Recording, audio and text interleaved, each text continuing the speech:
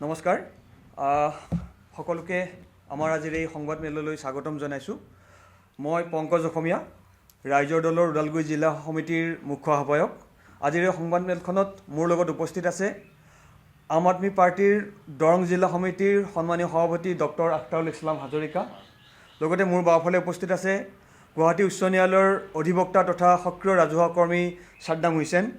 লগত উপস্থিত আছে চাহানুৰ ইছলাম। আমি ওদালগুৰিৰ যি ষ্ট্ৰং ৰুমৰ পৰা যি ভিভিপেট হেৰাইছিল এই সম্পৰ্কত যোৱা 26 মাৰ্চ তাৰিখে ৰাইজৰ দলে এখন সংবাদমেল অনুষ্ঠিত কৰিছিলোঁ। ঠিক একেদিনাই আম আদমি পাৰ্টিৰ দৰং জিলা সমিতিয়েও এখন সংবাদমেল অনুষ্ঠিত কৰি এই গোটেই বিষয়টোৰ ওপৰত আমি সংবাদ মাধ্যম যোগে অৱগত কৰিছিলোঁ। তাৰ পাছত তেওঁলোকৰ ফালৰ পৰা তদন্ত ঘোষণা কৰা হৈছিল আৰু তদন্তৰ পিছত আজি তেওঁলোকে এখন প্ৰেছ বিজ্ঞপ্তি প্ৰকাশ কৰিছে। এই সংক্ৰান্তত কিছু কথা ক'বৰ কাৰণে আমাৰ আজিৰ এই সংবাদমেলখন আমি আয়োজন কৰিছোঁ আৰু এই সম্পৰ্কে এতিয়া আপোনালোকৰ আগত কিছু কথা ক'বৰ কাৰণে মই আম আদমি পাৰ্টিৰ দৰং জিলা সমিতিৰ সভাপতি ডক্টৰ আখতাৰুল ইছলাম হাজৰিকা ডাঙৰীয়াক অনুৰোধ জনাইছোঁ। হয়, ইতিমধ্যে আপোনালোকে সকলোৱে জানে যোৱা 26 মাৰ্চ তাৰিখে ৰাইজৰ দলৰ ফালৰ পৰা আৰু দৰং জিলা আম আদমি পাৰ্টিৰ ফালৰ পৰা দুখন পৃথকে আমি সংবাদমেল সম্বোধন কৰিছিলোঁ। বিষয়টো যিহেতু খুব স্পৰ্শকাতৰ আছিল, নিৰ্বাচন আয়োগৰ গোটেই পৰিচালনাত এই কথা বতৰাবিলাক চলি আছিল। আমি তেওঁলোকক ৰাইজৰ ফালৰ পৰাও নিৰ্বাচন আয়োগলৈকে মেইল পঠিওৱা হৈছিল আৰু আমাৰ ফালৰ পৰাও আমি কমপ্লেইন লজ কৰিছিলোঁ। আমি ব্যক্তিগতভাৱে অসমৰ যিগৰাকী চিফ ইলেক্টৰেল অফিচাৰ আছে তেওঁক আমি ব্যক্তিগতভাৱে ফোন কৰিও জনাইছিলোঁ। তাৰপিছত তেওঁলোকে এটা তদন্ত ঘোষণা কৰিছিল, ইনকুৱাৰী এটা দিছিল আৰু ইনকুৱাৰীটোৰ নেতৃত্বত আছিল জইণ্ট চিফ ইলেক্টৰেল অফিচাৰ। তেওঁৰ নেতৃত্বত এটা প্ৰিলিমিনাৰী ইনকুৱাৰী তেওঁলোকে কণ্ডাক্ট কৰিছিল। আজি তেওঁলোকে এটা প্ৰেছ ৰিলিজ জাৰি কৰিছে আৰু এই প্ৰেছ ৰিলিজটোত আমি এটা বস্তু দেখিবলৈ পাইছোঁ যে আমি যিটো অভিযোগ উত্থাপন কৰিছিলোঁ সেই অভিযোগটো তেওঁলোকে একেমুখে স্বীকাৰ কৰিছে। যিটো এটা ভিভিপেটৰ কথা আমি কৈছিলোঁ, বিয়াৰিং ইউনিক ID EVTEEB 96784, এই নম্বৰৰ যিটো ভিভিপেট আছিল সেই ভিভিপেটটো তেওঁলোকে it was not physically found বুলি তেওঁলোকে স্বীকাৰ কৰিছে। সেই ভিভিপেটটো তেওঁলোকে পোৱা নাই বুলি স্বীকাৰ কৰিছে। এই স্বীকাৰ কৰাৰ পিছত তেওঁলোকে বাকী যিখিনি কথা, এই কথাখিনিত আমাৰ অলপ সন্দেহ হৈছে, কাৰণ তেওঁলোকে যিটো একশ্যন ল'ব লগা আছিল, যিহেতু এই মেচিনটোৰ ইয়াত পোৱা নাই, গতিকে এই ক্ষেত্ৰত আমাৰ ৰিটাৰ্ণিং অফিচাৰগৰাকী ৰেছপনচিবল হয়।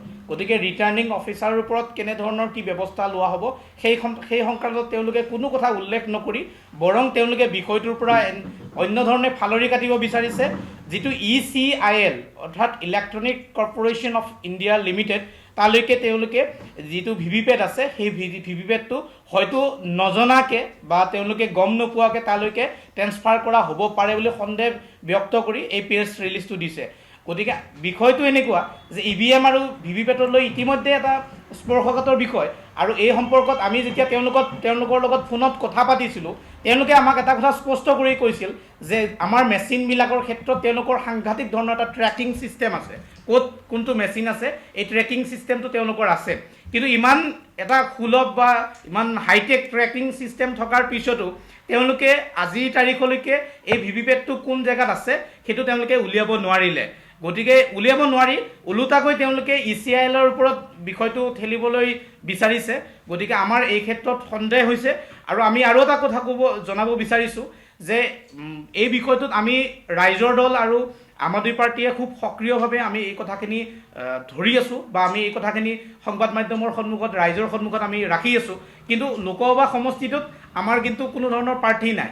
বাকী বিৰোধী পক্ষৰ যিকেইটা দলৰ প্ৰাৰ্থী আছে তেওঁলোকেও এই ক্ষেত্ৰত আমি সৰব হোৱাটো বিচাৰিছোঁ আৰু যিখিনি আমাৰ সচেতন ৰাইজ আছে তেওঁলোকেও এই ক্ষেত্ৰত সৰব হোৱাটো বিচাৰিছোঁ। যদি ইলেকশ্যন কমিশ্যনৰ এনেকুৱা গাফিলতি প্ৰাৰম্ভিক অৱস্থাতে থাকে তেতিয়াহ'লে এইখন ইলেকশ্যন কমিশ্যনৰ অধীনত এটা যে স্বচ্ছ আৰু নিকা নিৰ্বাচন অনুষ্ঠিত হ'ব সেইটো আমি কেতিয়াও আশা কৰিব নোৱাৰোঁ। বাকী কথাখিনি আমাৰ ৰাজ্য দলৰ সভাপতি পংকজ দাই ধৰিব। হয়, হয়, নিশ্চিতভাৱে আমি এতিয়া বিচাৰিছোঁ যে যিটো তেওঁলোকে নিজে স্বীকাৰ কৰিছে যে তেওঁলোকৰ এটা ভিভিপেট হেৰাইছে, তাৰ পাছতো তেওঁলোকে যি গা এৰা দিয়া মন্তব্য এটা দিছে যে এতিয়ালৈকে কোনো এগৰাকী দায়িত্বশীল বিষয়াক তেওঁলোকে কোনো ধৰণৰ শাস্তিমূলক ব্যৱস্থা কৰা নাই, আৰু তেওঁলোকৰ ইমান ট্ৰেকিং ছিষ্টেম ইমান উন্নত হোৱাৰ পাছতো তেওঁলোকে আজিও গম নাপায় যে এই ভিভিপেটটো ক'ত আছে। মানে ইয়াত নিৰ্বাচন আয়োগৰ গাফিলতি আছে, আৰু এনেকুৱা ধৰণৰ এখন নিৰ্বাচন আয়োগৰ তত্বাৱধানতেই সমগ্ৰ ভাৰতজুৰি এখন এখন দেশত সমগ্ৰ ভাৰতজুৰি কিদৰে স্বচ্ছ আৰু নিকাভাৱে নিৰ্বাচন অনুষ্ঠিত হ'ব এই কথাত আমাৰ সন্দেহ আছে। আমি নিৰ্বাচন আয়োগক আমি আবেদন জনাইছোঁ, অনুৰোধ জনাইছোঁ, তেওঁলোকে এতিয়াও তেওঁলোকৰ স্বচ্ছতাৰ ধৰ্ম পালন কৰক, তেওঁলোকে সততাৰে নিৰপেক্ষভাৱে তেওঁলোকে এই নিৰ্বাচন প্ৰক্ৰিয়াটো পৰিচালনা কৰক। যিহেতু ৰাইজৰ আৱেগ, ৰাইজৰ জনাদেশ তেওঁলোকে লৈ যাব লাগিব অনাগত 5 বছৰৰ কাৰণে। তেওঁলোকে যদি এই নিৰ্বাচনী প্ৰক্ৰিয়াৰ আৰম্ভণিতেই তেওঁলোকে এনেকৈ উজুতি খাবলগীয়া হয়, তেতিয়াহ'লে নিৰ্বাচন প্ৰক্ৰিয়াৰ গোটেই সমগ্ৰ বিষয়টো বুমেৰাং হৈ পৰিব। আমি যিদৰে ৰাইজে EVM-ৰ প্ৰতি সন্দেহ এটা জাৰি কৰিছে, তাত কিন্তু ৰাইজৰ সন্দেহ কিন্তু অতি গাঢ় হৈ পৰিব, ৰাইজে কিন্তু অতি সন্দেহ হ'ব। গতিকে আমি বিচাৰিছোঁ যে ওদালগুৰি জিলাৰ যিগৰাকী ৰিটাৰ্ণিং বিষয়া, যিগৰাকী দায়িত্বত আছিল বিষয়া, যিগৰাকী ওদালগুৰি জিলাৰ মানে উপায়ুক্ত, তেখেতক বা যিগৰাকী দায়িত্বশীল বিষয়াৰ অধীনত এই গোটেই কামখিনি হৈ গৈছিল, তেখেতক কঠোৰ শাস্তি বিহাৰ আমি দাবী জনাইছোঁ, আৰু ভৱিষ্যতে যাতে এনেকুৱা ধৰণৰ কোনো ধৰণৰ ঘটনা সৃষ্টি নহয়। কাৰণ গোটেই নিৰ্বাচনী আয়ুক্তৰ বিষয়টোতেই নহ'লে সন্দেহজনক এটা পৰিস্থিতিৰ সৃষ্টি হ'ব। গতিকে তেওঁলোকৰ অধীনত এটা স্বচ্ছ, নিকা, নিৰপেক্ষ নিৰ্বাচন অনুষ্ঠিত নহ'ব যদি এওঁলোকৰ এনেকুৱা ধৰণৰ পৰিস্থিতিৰ সৃষ্টি হয়। গতিকে আমি আমাৰ অধিবক্তা ছাদ্দাম হুছেইন ডাঙৰীয়াকো এই সম্পৰ্কত দুআষাৰ ক'বৰ কাৰণে অনুৰোধ জনাইছোঁ। ৰাইজৰ দল আৰু আম আদমি পাৰ্টীয়ে নিৰ্বাচন আয়োগৰ ওপৰত যিটো অভিযোগ আনিছে, আৰু এই অভিযোগৰ ইতিমধ্যে নিৰ্বাচন আয়োগৰ প্ৰেছ লিষ্টৰ ওপৰত ভিত্তি কৰি আমি ক'ব খুজিছোঁ যে ইয়াৰ সত্যতা আছে। আৰু ৰাইজৰ দলে আৰু আম আদমি পাৰ্টীয়ে লোৱা এই পদক্ষেপক মই এজন ৰাজহুৱা সক্ৰিয় সমাজকৰ্মী হিচাপে মই আদৰণি জনাইছোঁ, আৰু মই সহযোগ কৰি গৈ আছোঁ, আৰু ভৱিষ্যতেও এনেকুৱা যদি কাম কাজৰ ক্ষেত্ৰত মই সহযোগ কৰি যাম এজন সমাজকৰ্মী হিচাপে। ইয়াতে আপোনাৰ নিৰ্বাচন আয়োগে প্ৰেছ লিষ্টত আপোনাৰ কেইটামান কথা উল্লেখ কৰিছে। ইয়াতে কৈছে যে আপোনাৰ strong room has 24/7 CCTV coverage and arm security. 24/7 hours আপোনাৰ CCTVৰ আণ্ডাৰত আছে, ছাৰ্ভেইলেঞ্চত আছে। তাৰপিছতো এনেকুৱা এটা কাণ্ড তেওঁলোকৰ হ'ল, আৰু তেওঁলোকে এতিয়া আপোনাৰ ECIL-ৰ ওপৰত অভিযোগটো আনিব বিচাৰিছে, ইলেকশ্যন কমিশ্যন অফ ইণ্ডিয়াই। ইলেকশ্যন কমিশ্যনে যদি এনেকুৱা ধৰণৰ কাণ্ড আগতে হৈছিলে, এইটো ৰাজনৈতিক দল এটাই অভিযোগ অনাৰ পিছতহে কিয় তদন্ত দিলে যদি ECIL-এ ভুল কৰিছে? কাৰণ আমিতো ৰাজনৈতিক দলৰ আপোনাৰ ইলেকশ্যন কমিশ্যনৰ ওপৰত অভিযোগটো আনিছোঁ।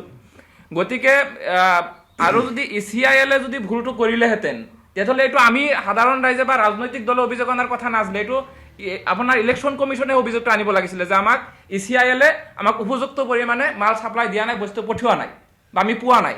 কিন্তু ৰাজনৈতিক দল এটাই অভিযোগ উত্থাপন কৰাৰ পিছতহে তেওঁলোকে তদন্ত দিলে। তাৰপিছত তেওঁলোকে ইয়াত তদন্ত দি পেলাই আৰু এটা কথা কৈছে, ডিৰেলিকশ্যন বুলি কৈছে, আপোনাৰ যিটো কৰ্মৰ ক্ষেত্ৰত আপোনাৰ অথৰিটিয়ে গাফিলতি কৰিছে। তদন্ত দিছে ঠিকেই, আজি যদি এই কামটো সাধাৰণ ৰাইজে কৰিলেহেঁতেন, লগে লগে তাৰ ওপৰত আপোনাৰ কেছ ৰেজিষ্টাৰ হ'লেহেঁতেন। আজি তেওঁলোকৰ প্ৰেছ লিষ্টৰ ওপৰতে মই ভিত্তি কৰি এইখিনি কথা ক'ব খুজিছোঁ যে তেওঁলোকে যিখিনি কাম কৰিছে, তেওঁলোকৰ নামত, সেই অথৰিটিৰ নামত ইতিমধ্যে আপোনাৰ IPC 420, IPC 154 আৰু IPC 129-ৰ আপোনাৰ কেছ ৰেজিষ্টাৰ কৰি পেলাই আপোনাৰ ইনভেষ্টিগেশ্যন কৰিব লাগিছিলে, কিন্তু সেইটোতো কৰা নাই। যি সময়ত আপোনাৰ ইয়াতে আৰু এটা কথা কৈছে, আপোনাৰ due to stringent storage and security protocol with the participation of the political parties at every stage, ইয়াতে আপোনাৰ ৰেজিষ্টাৰ্ড পলিটিকেল পাৰ্টিয়ে বা আপোনাৰ পলিটিকেল পাৰ্টিবোৰে ইয়াত প্ৰত্যেকটো ষ্টেজত আপোনাৰ সহযোগ কৰিব বুলি কৈছে বা থাকিব বুলি কৈছে। কিন্তু এই অভিযোগটো কেৱল আম আদমি পাৰ্টি আৰু ৰাইজৰ দলেহে আনিছে। এতিয়া আমাৰ ইয়াৰ ক্ষেত্ৰত আমাৰ সন্দেহ হৈছে যে যিসকল পলিটিকেল পাৰ্টিয়ে আজিৰ দিনত নীৰৱ ভূমিকা পালন কৰি আছে ইমান ডাঙৰ এটা অভিযোগ অনাৰ পিছতো, হয়তো তেওঁলোকৰ ডিক্টেশ্যন মতে হয়তো এনেকুৱা ধৰণৰ কাম এটা হ'ব পাৰে বুলি আমি সন্দেহ ব্যক্ত কৰিছোঁ। ইতিমধ্যে ভাৰতবৰ্ষত আপোনালোকে সকলোৱে জানে গণতন্ত্ৰ হত্যাৰ এটা প্ৰতিযোগিতা চলিছে, এটা প্ৰচেষ্টা চলিছে, আৰু আমাৰ যিটো অনুভৱ হয় যদি এইটো এক বিশেষ ষড়যন্ত্ৰৰ অংশীদাৰ হয় গোটেই কৰ্মকাণ্ডটো, আৰু এতিয়ালৈকে ৰিটাৰ্ণিং অফিচাৰৰ ওপৰত চিফ ইলেক্টৰেল অফিচাৰে কোনো ধৰণৰ ব্যৱস্থা গ্ৰহণ কৰা নাই বা ইয়াত কোনো ধৰণৰ তেনেকুৱা কথা উল্লেখ কৰাই নাই। গতিকে আমাৰ সন্দেহ হয় হয়তো এই গোটেই যিটো আমি যিটো ষড়যন্ত্ৰ বুলি ভাবি আছোঁ ক'ৰবাত, এই ষড়যন্ত্ৰটোৰ অন্যতম এগৰাকী অংশীদাৰ আমাৰ ডিষ্ট্ৰিক্টৰ যিজন ৰিটাৰ্ণিং অফিচাৰ আছে, DC গৰাকী হয়তো এই ষড়যন্ত্ৰৰ অন্যতম অংশীদাৰ। তেওঁক বচাবলৈ হয়তো আমাৰ চিফ ইলেক্টৰেল অফিচাৰ বা আমাৰ অসমৰ যিটো নিৰ্বাচন পৰিচালনাৰ যিটো ছিষ্টেম, তেওঁলোকে হয়তো এওঁক বচাবলৈকে এই গোটেই ছিষ্টেমটো এনেকুৱা কৰিব পাৰে।